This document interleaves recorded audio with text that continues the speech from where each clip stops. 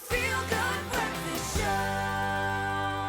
It is your feel-good breakfast show, Expresso indeed. Welcome back. Now, arriving in New York City at the tender age of only 19, with $20 to her name, to becoming a columnist for the New York Observer in the 90s and releasing her famous book, Sex and the City, in 1996.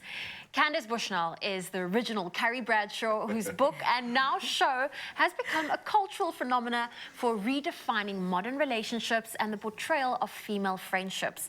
She is passionate about what she does, and she does it for every woman who ever dreamed of love and a great pair of heels. And we are so excited that she is joining us on Expresso this morning.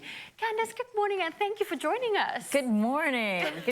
Can we get it out, ladies and gentlemen? Can we get a round of applause so that no one explodes with excitement on this set? Thank you. Thank you. And I wore the Manolos as well. I was and going I to say see that you can see the shoes on this show. You Oh can. no, it's demanded. Believe it or not, people put it on their riders. Like we've got to give the shoes their airtime. Yes, exactly. It does beg the question, because I would imagine there is an expectation when you're walking into a room that Carrie Bradshaw is going to walk into that room.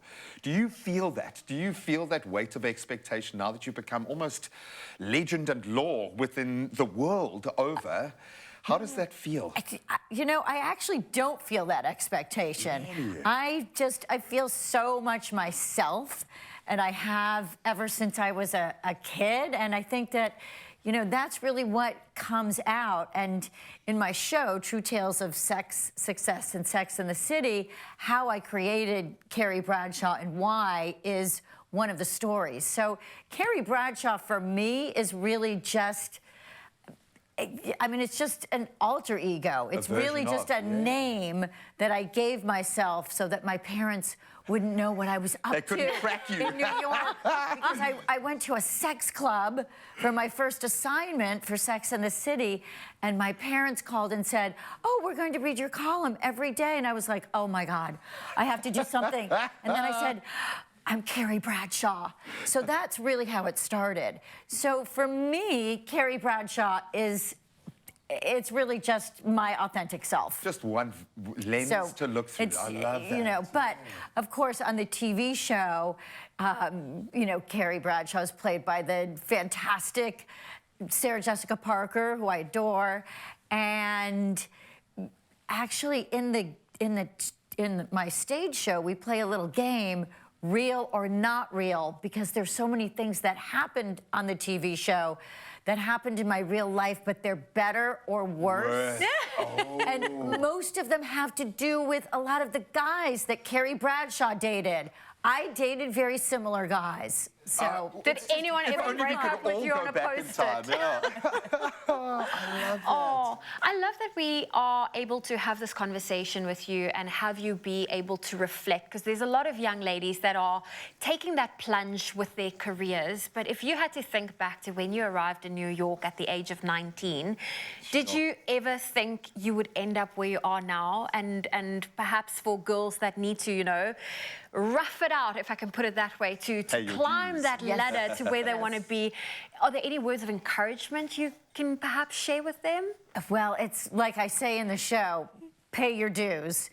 And, you know, that's a reality. And actually, when I first came to New York, yes, I did think, I actually thought I would probably be more successful and richer, actually, than I am. But Absolute failure. Absolute failure. Come on, you know. But that's the reason to come to New York.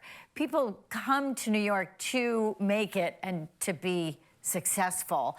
And that was the reason why I went to New York. I had a very strong idea of what I wanted to do, to be a writer, and to somehow change the way the world looked at women, which are all things that I talk about in my show.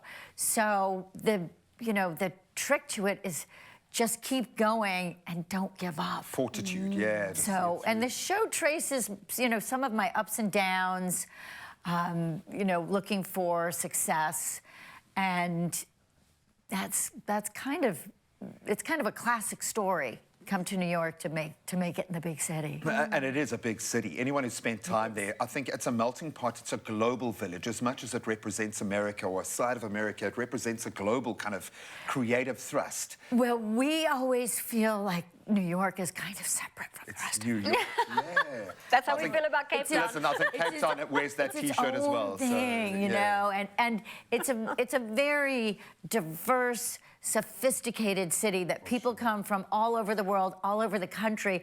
It's really a place where if you're from a small town and you feel like, I don't fit into this small town, nobody gets me, you come to New York and you find your people. You find All other misfits people welcome, who yeah. think the same way, and you're like, oh, thank God, I'm not alone. So it's that kind of place. I would imagine through your writing, through the work and the network that you've created around you, you've allowed so many people to feel that same way, regardless of whether they connect to New York or not, in a physical sense. So thank you for doing that. And I say that on behalf of so many people who would be wishing right now that they were sat right here having the opportunity to connect with you. So that's not That's lost so on me. sweet. Thank you, Thank thank you.